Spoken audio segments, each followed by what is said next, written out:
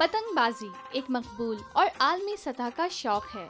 पाकिस्तान भर में इसके शौकीन मौजूद हैं। हमारे यहाँ पतंगबाजी का शौक आमद बहार में एक फेस्टिवल की शक्ल इख्तियार कर लेता है।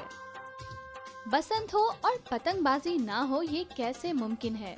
पतंगबाजी सिर्फ बच्चों का ही खेल नहीं, बल्कि हर उम्र, तबके और पेशे से मुंसलिक अफराद इस शौक से लुत्फानंदोज हो सकते हैं। माहिर पतंगबाज पेच लड़ाने के गुर भी खूब जानते हैं। इनके मुताबिक एक अच्छी पतंग वो है जो उड़ाने वाले की ताबेदार हो। ज्यादातर पतंगबाज हफ्ते भर की मसरूफियात के बाद इतवार के दिन पतंगबाजी करके अपने शौक को पूरा करते हैं। असल में प्रॉब्लम यह है कि पतंगबाजी के लिए हवा का होना बहुत ज़रूरी है, और ये साल में 3-4 महीने ऐसे होते हैं जो हवा ही नहीं मिलती। सी ब्रीज अगर है चल रही है तो बहुत अच्छी पतंगबाजी होती है। अब ये हम यहाँ पर तकरीबन 1 घंटे से यहाँ हैं, लेकिन अभी तक हवा नहीं चली, क्योंकि कोयटे की तरफ से हल्की हल्की झोंके आ रहे हैं। तो ऐसी उम्मीद है कि शायद आधे 1 घंटे बाद हवा चल पड़े सी ब्रीज, तो हम फिर अपने शौक कर लेंगे।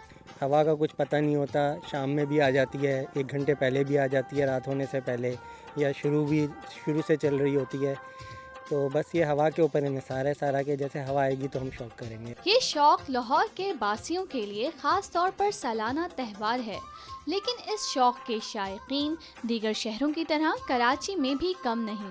पतंगबाजी का शौक तो मैं तकरीबन ये बचपन से कर रहा हूँ। मुझे शौक है। इंडिया में मैं था, दिल्ली में मैं रहता था, वहाँ पर भी टीमें थी हमारी, वहाँ पर भी मैदान में मैं जाया करता था। तो बस वो यहाँ पर आया, मैं बहादुराबाद में रहा, लेकिन टीम में चूँकि मुझे शौक था, अपनी जगह नहीं मिली, फिर थोड़ी बहुत शौक अपने करते रहते थे कभी कभार। फिर यूबीएल ज्वाइन करा। यूबीएल ज्वाइन करने के बाद भी शौक अपना कंटिन्यू रहा। बैंक से जब मैं रिटायर हुआ, उसके बाद फिर बाकायदा शौक टीमें बना के बाकायदा हमने फेज़ 8 में शौक अपने शुरू कर दिया। पतंगबाजी ना सिर्फ एक मशगला है, बल्कि ये एक आर्ट भी है जिसको सीखना पड़ता है। पतंगबाजी के मुकाबलों के लिए कुछ कवायद और ज़वाबित हैं। 2-2 टीमों से शौक होता है, 2-2 टीमें एक ही जगह पर खड़ी हुई हैं, और उसके बाद ये इसमें एक तरह का सैकड़ा कहते हैं, जो पतंगबाजी की ज़बान में सैकड़ा, यानी जो टीम पहले 100 पैंच काट ले वो टीम जीत गई मैच। पतंगबाजी के लिए मौसम और हवा को बुनियादी अहमियत हासिल है। वैसे हमारे यहाँ हर मौके और हर मौसम के लिए पतंगों की अलग अलग किस्में हैं, और माहिर पतंगबाज जानता है कि किस मौसम में किस किस्म की पतंग उड़ानी है। पतंगबाजी के लिए सबसे अहम चीज़ जो होती है वो होती है पतंग। पतंग का अच्छा होना बहुत ही ज़रूरी है। अगर पतंग अच्छी नहीं होगी तो बड़े से बड़ा जो खिलाड़ी भी है तो वो जनाब यार कट जाता है। आमतौर से जो यहाँ लोग उड़ाते हैं पतंग, वो ये उड़ाते हैं जो जिसमें पत्ता होता है। ये वाली पतंग जो है, ये जब उड़ती है जब हवाएं बहुत तेज़ हों, क्योंकि ये भारी पतंग होती है, और भारी के साथ साथ हवा मांगती है ये वाली पतंग, इसके लिए हवा चाहिए। कराची की मार्केटों में कई इक़साम की छोटी बड़ी पतंगें दस्तयाब हैं, और इस शौक को पूरा करने के लिए बच्चों और बड़ों की अच्छी खासी तादाद छुट्टी वाले दिन पतंग खरीदने आती है। इस हवाले से दुकानदारों का कहना है कि बढ़ती हुई महंगाई के बायस सिर्फ इतवार का दिन ही ऐसा होता है जिसमें ग्राहक की बड़ी तादाद नजर आती है। कारखाना है इसका, वहाँ वो बनाते हैं, हम लोग खरीदते हैं उनसे। हर टाइप के लोग आते हैं, जो आज इतवार है सर्विस करने वाला तमाम आते हैं। 2-4 पतंग ले रहे हैं, माजा ले रहे हैं। बस इतनी महंगाई हो गया है, 1 रुपया एक पतंग में मिलता है, वो भी फट जाता है ना, वो भी बराबर हो जाता है। एक 7 दिन खाली बैठना पड़ता है, एक दिन बैठना पड़ता है। इतवार वाले दिन थोड़ा नजर आता है ना, बंदा आम दिन में बंदा तो कोई भी नहीं होता। इसमें एक पतंग है 2.5 वाली, एक है 3 वाली, एक है पौना, एक है तावा, एक है अद्दी, एक है क्या बोलते हैं शो वाली पतंग आती है, वो भी छोटी छिपी वाली, अलग अलग नाम होते हैं पतंग। पतंग बनाने वाला एक आम कारीगर एक दिन में दर्जनों पतंगे बना लेता है।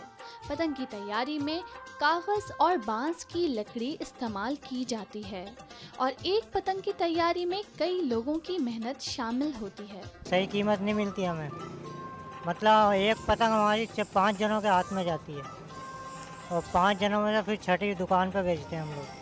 मैदान में होने वाली पतंगबाजी में बड़े पेच के मुकाबलों के लिए 2 टीमें बनाई जाती हैं, और हर टीम में कम से कम 3 अफराद का होना जरूरी है। टीम में एक ऐसा फर्द भी होता है जो कटी पतंग को लूटता है और पतंग लूटना भी बजाते खुद पुरजोश अमल है। इसलिए 3 आदमी कम से कम होने होते हैं कि मैदान में जाके पेंच में काफ़ी एक्सर्शन होती है। लंबा पेंच होता है, उसमें आदमी को फिर पतंग करती है तो वो चौकी पहाड़ियाँ होती है, उसमें लपेटना पड़ता है। फिर दूसरा आदमी जो होता है वो तैयारी करता है, उसकी टर्न आती है, फिर तीसरे। इस तरह से अगर आपके पास टीम लोग कम हो और 2 आदमी हो तो कंटिन्यूस आप ला के बिल्कुल ही एग्जॉस्ट हो जाते हैं। एक दिन में कम से कम एक टीम के 20 से लेके 25 पेच होते हैं। जाहिर है आपने एक पतंग उड़ाई, दूसरी नहीं उड़ाई, मैदान में पेंच हो रहा है तो वो जाहिर है फ़ौरन वहाँ से आवाज़ लगाई, हाँ पे पेंच हो रहा है, सही है, वो सही की आवाज़ लगती है। सही का मतलब है कि अब दोनों टीमें, दोनों जो यानी कि उड़ाने वाले तैयार हो गए, आवाज़ आ गई सही है, उन्होंने कहा सही है, अब पेंच चल पड़ा। माजा जो कट के जाता है जो बहुत ज़्यादा होता है, 300 गज, 400 गज, 200 गज, वो माजा उसका होगा, लुटेरेगा। क्योंकि वो फिर क्या करता है, उस माजे को जाके मार्केट में बेचता है, कभी 500, कभी 700, कभी 800, उसको वहाँ से वो फ़ायदा होता है, माजा लूटता है।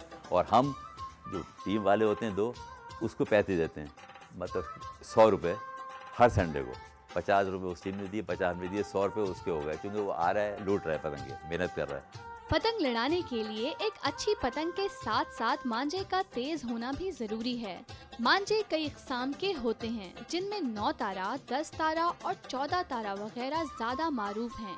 बेशुमार मांझा साज बाकायदा घरों में मांझा सूतने का काम करते हैं और एक दिन में तकरीबन 4000 गज तक का मांझा तैयार कर लेते हैं और यही उनकी रोजी का जरिया भी है। भाई मांझा है तो उसमें शीशा इस्तेमाल होता है और चावल का इस्तेमाल होता है इसके अंदर, और मुख्तलिफ चीज़ें हैं जैसे कि तज है, गुमची होती है जिसको सुनार लोग जो वज़न करते हैं, रत्ती बोलते हैं इसको, वो इसमें कूट के डाली जाती है। माजू होता है और एक आध चीज़ होती है मस्ती की, ये इस्तेमाल करते हैं इसके अंदर। मैदान वाले मांझे के अंदर जो है उसमें अच्छा धागा इस्तेमाल होता है, तो अच्छा ही मटेरियल इस्तेमाल होता है। और जो रेडीमेड होता है उसमें धागा सही नहीं होता है, जो कमज़ोर किस्म का धागा होता है वो इस्तेमाल होता है इसके अंदर। मैं जो सारे दिन के अंदर 4000 तैयार करता हूँ तो 300 साढ़े 300 रुपये मुझे इसकी उजरत मिलती है, उजरत मुझे। अब गुजारे वाली बात है, पहले के काफ़ी दिनों के बाद अभी तो जो है महंगाई के तौर पर गुजारा नहीं हो रहा है, मगर गुजारा कर रहे हैं। कम उम्र नौजवान और बच्चे महल्ले की गलियों और छतों पर पतंगों से शौकिया पेच लड़ाते हैं। ये इनके लिए एक सस्ती तफरीह का जरिया है। मांझा जो कोई भी हो उड़ाने वाले डिपेंड करता है वो किस पर उड़ाता है।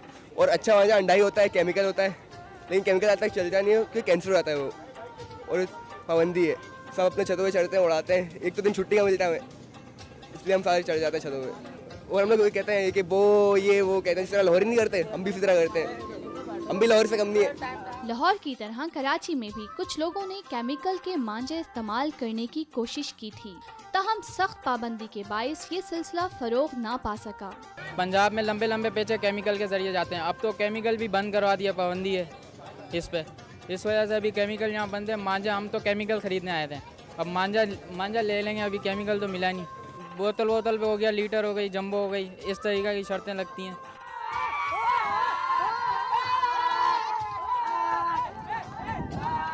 पतंगबाजी के पुरजोश मुकाबलों और पतंग लूटने के बाइस कीमती जानों के ज़ाया होने का खदशा भी मौजूद है और यही वजह है कि लाहौर में गुज़िश्ता कई बरसों से बसंत मनाने के दौरान पतंगबाजी पर पाबंदी आयद की जाती है, क्योंकि यहाँ मछली के तार और दूसरे खतरनाक केमिकल से बने मांझों की पतंगे उड़ाई जाती हैं, जिनकी वजह से कई बच्चों और बड़ों की इमवात हो चुकी हैं। कराची में पतंग उड़ाने का शौक रखने वाले घरों के बजाय बड़े और खुले मैदानों का इंतखाब करते हैं और कॉटन के मांझे इस्तेमाल करते हैं ताकि शहरियों की जान महफूज रह सके। माजा आपकी मर्जी जैसा आप उड़ाएं, केमिकल वाला लाए, कोटे लगाए, जो भी लाए माजा, मतलब लेकिन वो नहीं होना चाहिए जो लाहौर में उन्होंने मछली की डोर या तार वार अपने शुरू कर दिए थे। यहाँ कॉटन की डोर होती है, उस पर वो माजा सूता जाता है। पतली डोर या बारीक मोटी डोर कॉटन की लाजमी है। पतंगबाजी एक दिलचस्प और पुरमुसरत तफरीह है। ये ऐसा शौक है जो सस्ता भी है और महंगा भी।